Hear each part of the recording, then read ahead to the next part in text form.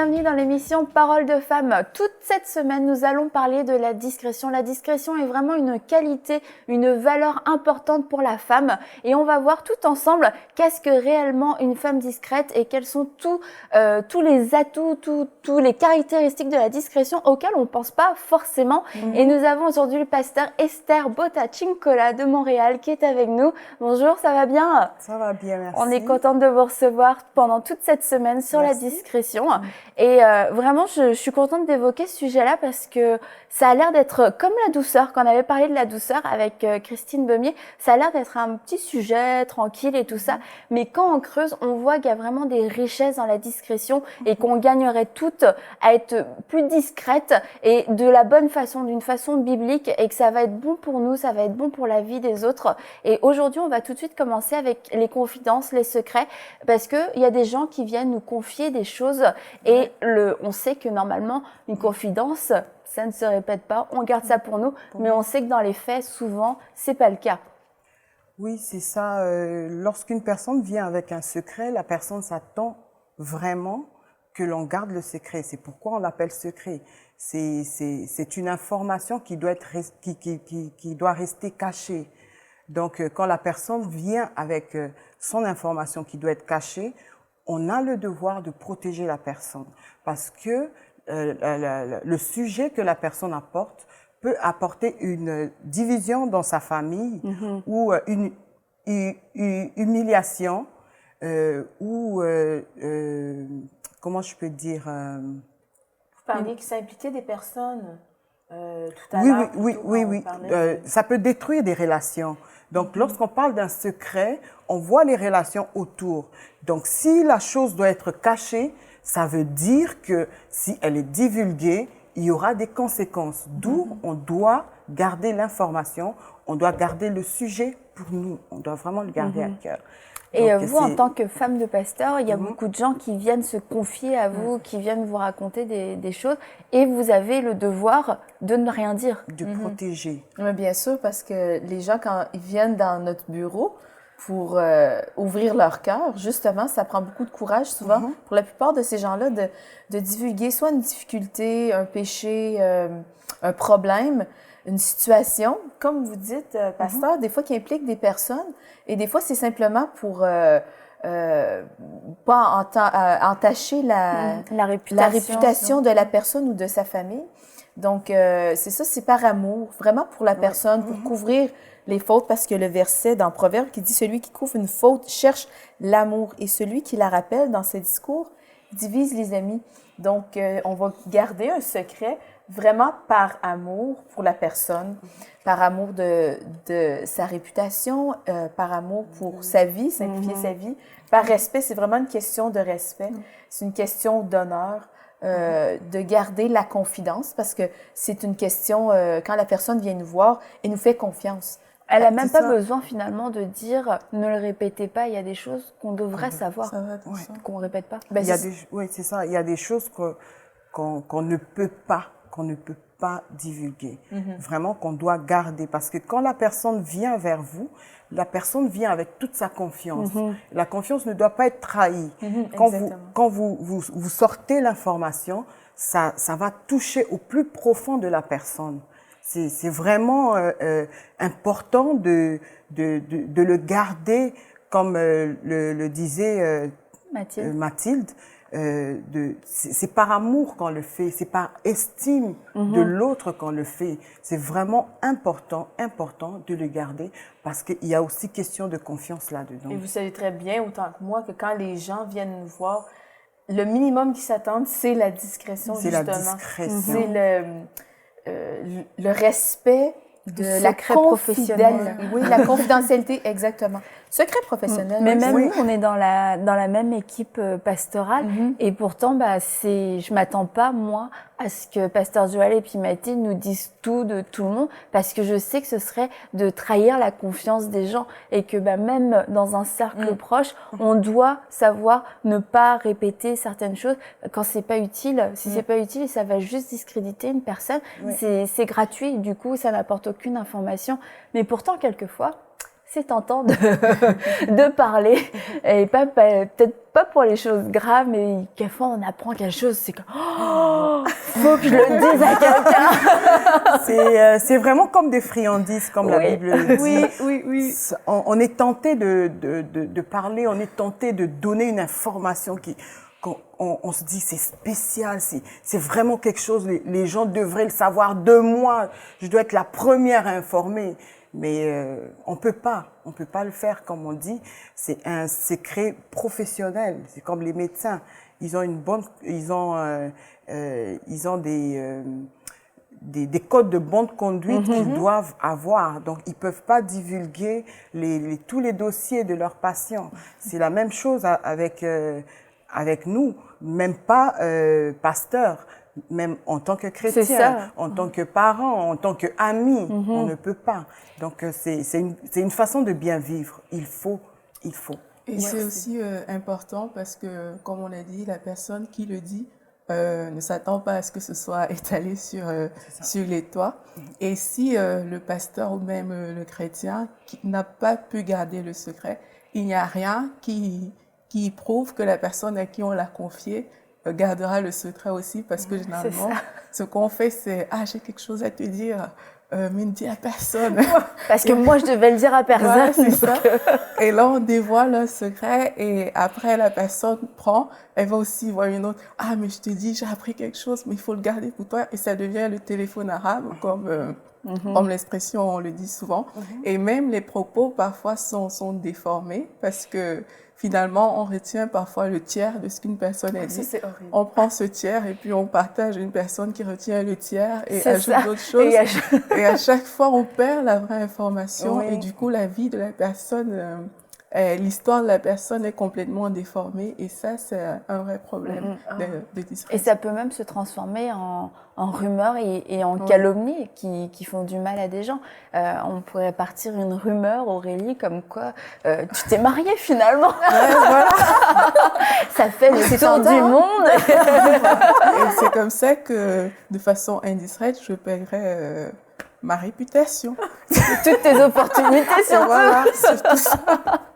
Donc, le secret le mieux gardé d'Enseigne-moi, c'est qu'Aurélie est célibataire. Tu vois, je l'ai dit. Pas discrète.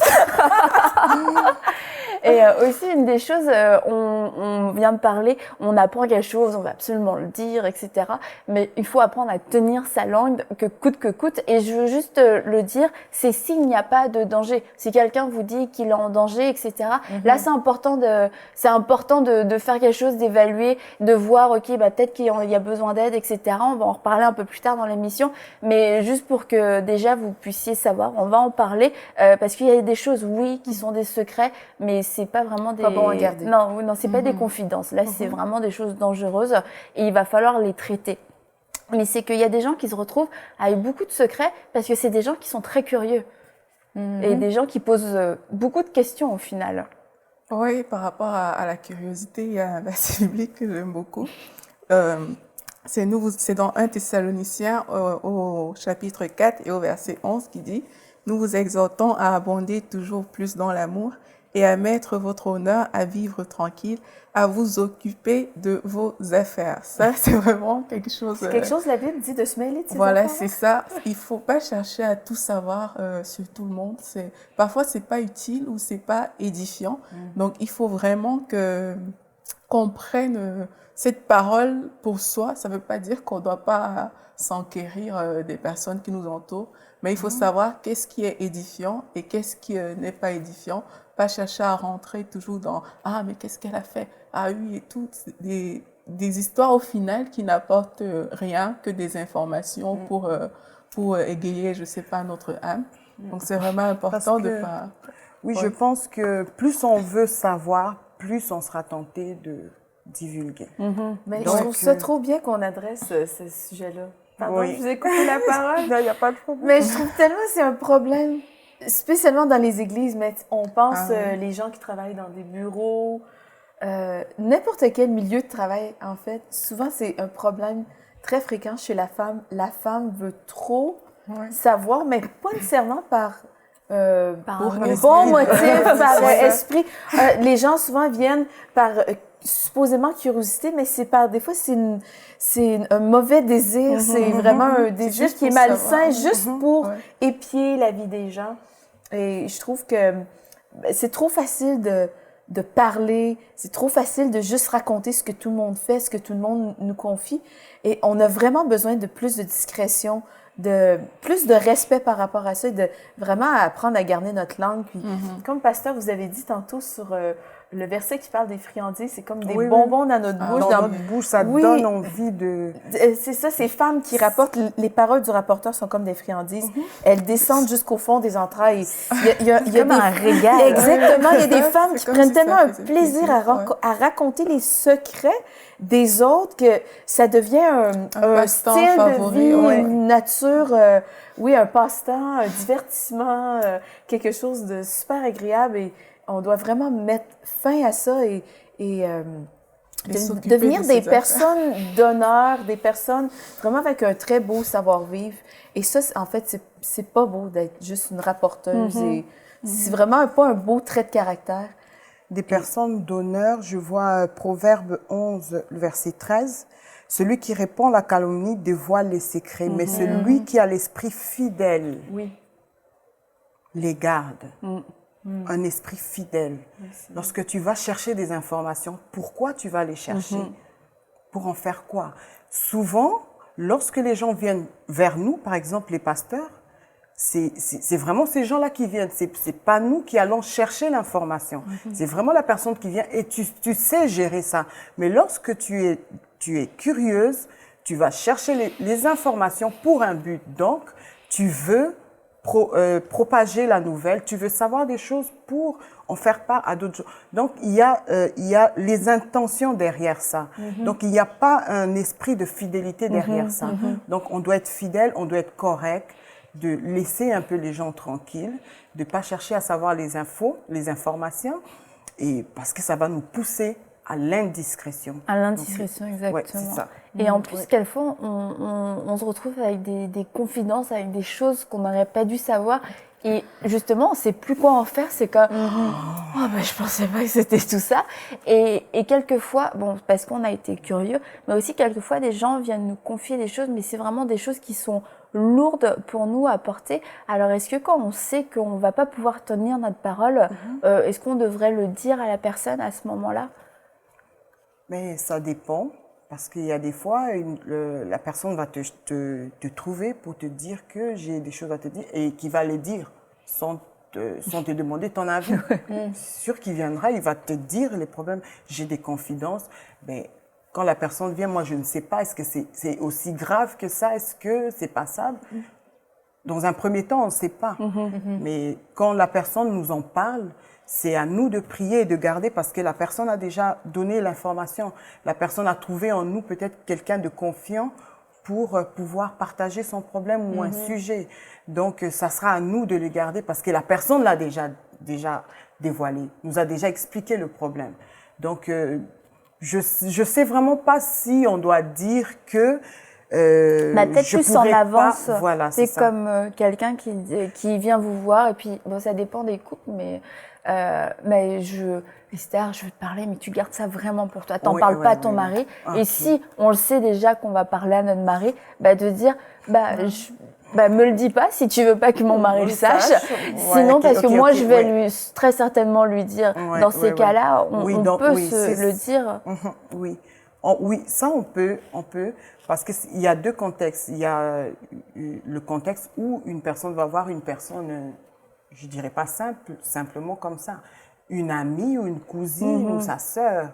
Et dans le contexte de l'œuvre de Dieu, du pastorat, c'est différent. Donc, dans l'autre contexte, oui, je peux dire que, écoute, non, je pense que j'en parlerai. Ou, non, ne me dis pas, je serais tentée de dire à... Parce que moi et mon mari, souvent avant de dormir, on se parle, je serais tentée de lui dire. Donc, ne m'en parle pas. Mais dans l'autre contexte, on reçoit les secrets et puis on les garde. Et puis, ça dépend aussi des situations, je pense, parce que, comme vous avez dit tout à l'heure, il y a des personnes qui viennent vous dire des choses que vous n'avez pas demandé à savoir forcément. Et là, vous avez une information, mais parfois, c'est des cas graves qu'on ne peut juste pas garder pour soi.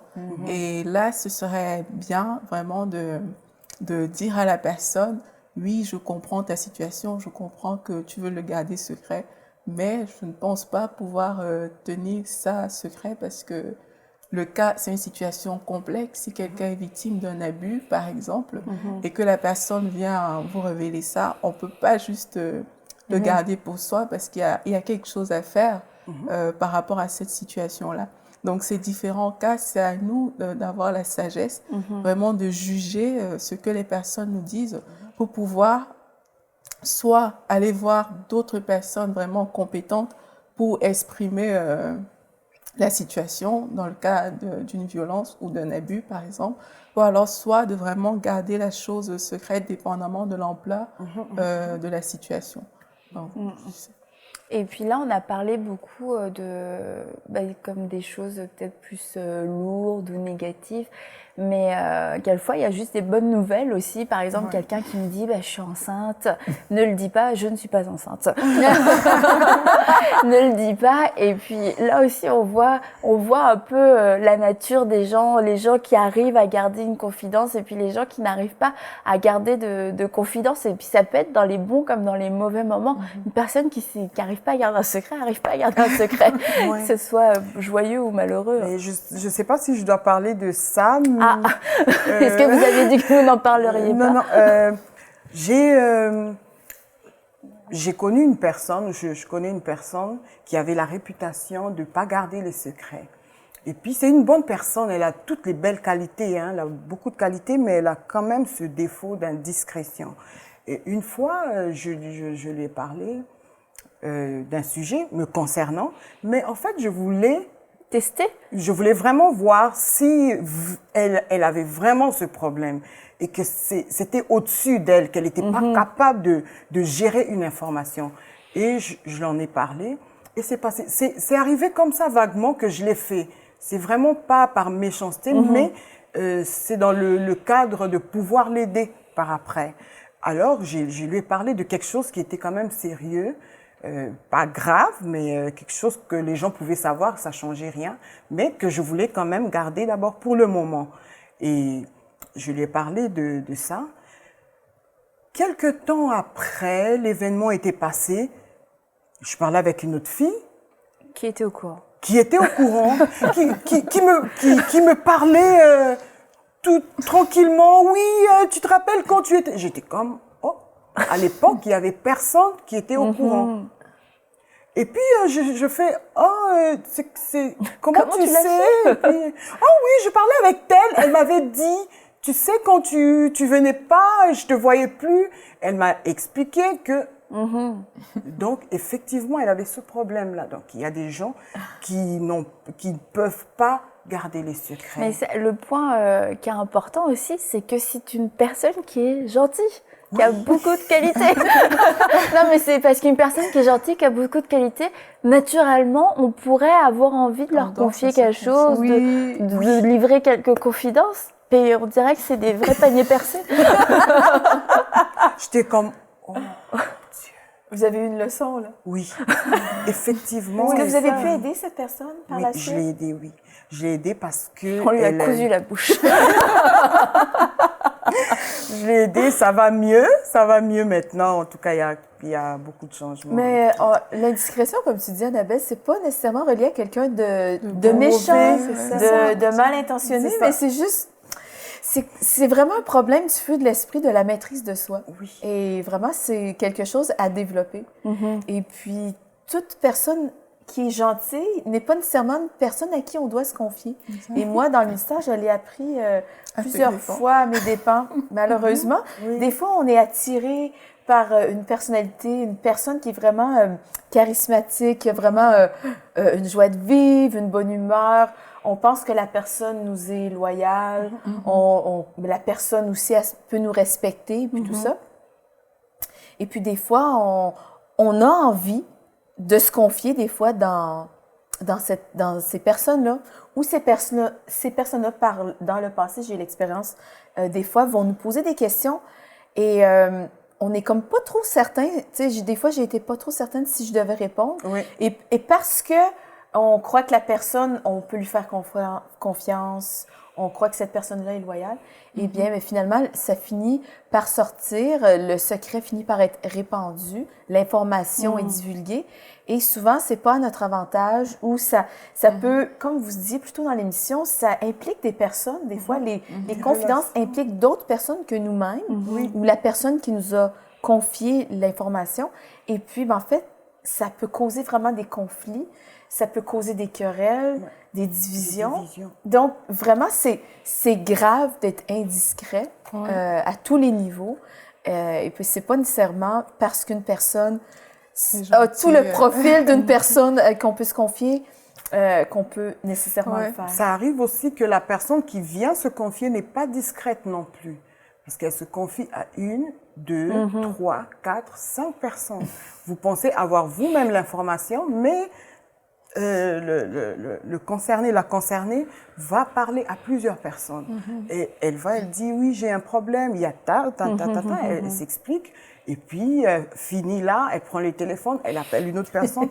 Donc, finalement, c'est pas un secret.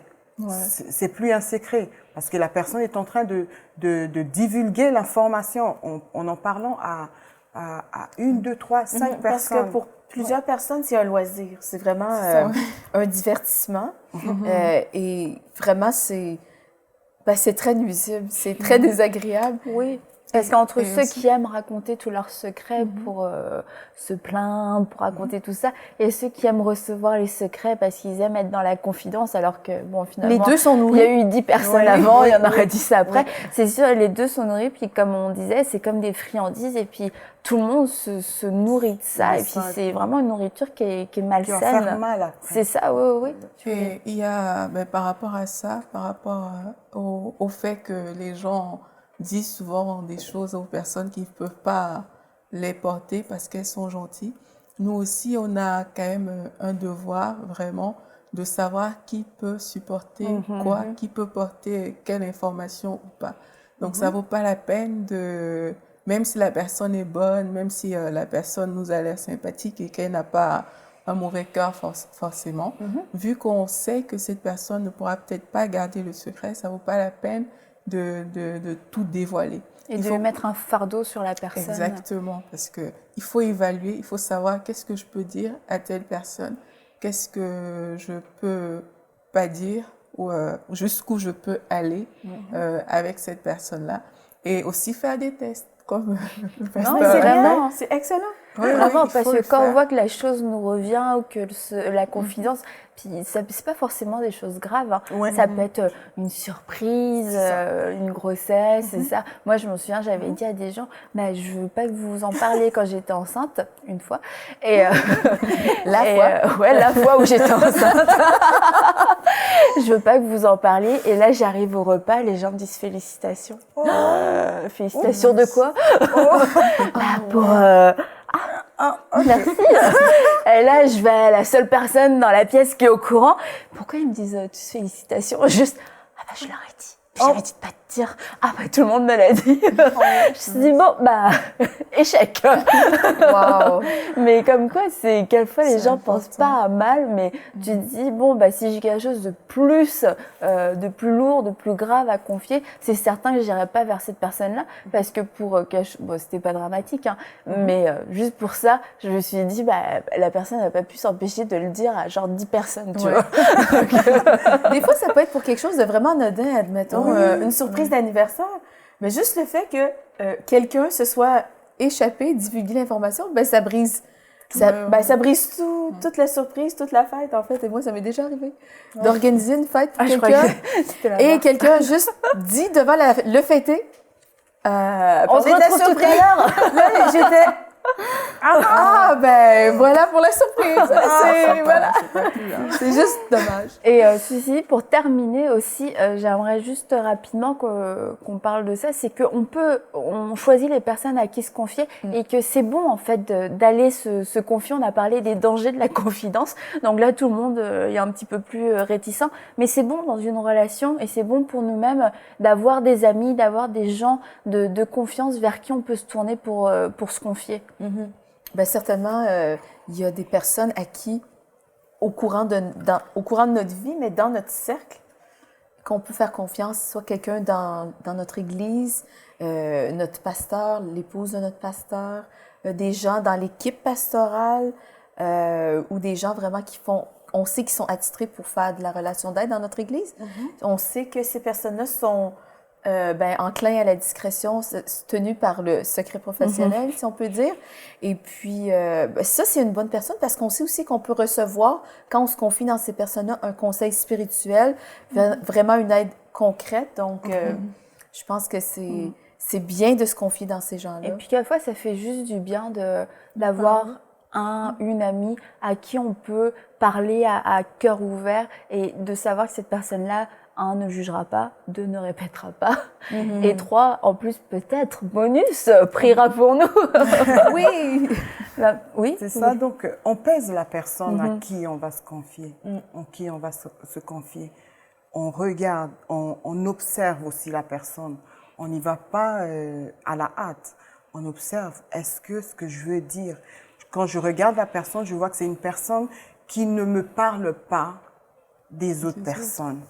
Ça nous met en confiance. Absolument. C'est vraiment important d'avoir une personne comme ça, de savoir est-ce qu'il sait gérer les informations, est-ce que c'est une personne mature.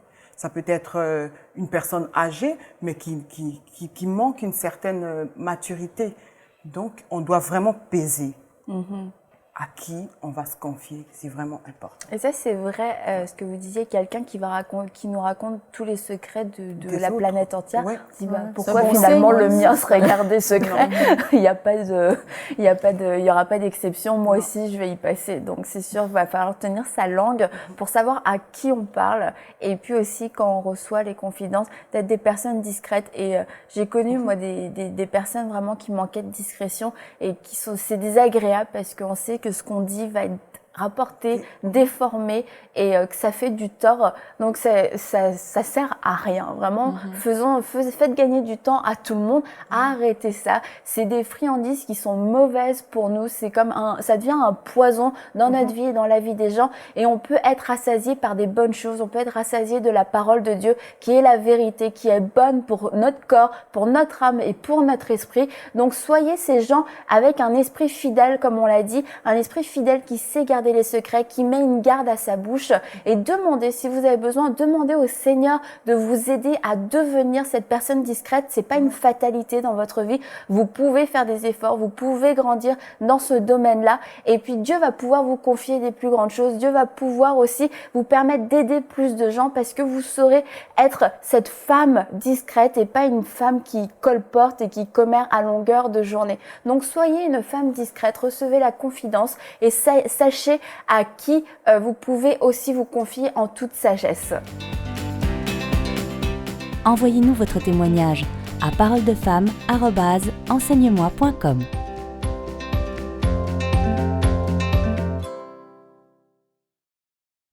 Cette émission est rendue possible grâce au précieux soutien des partenaires d'Enseigne-moi Canal International. Retrouvez tous nos programmes sur emcitv.com.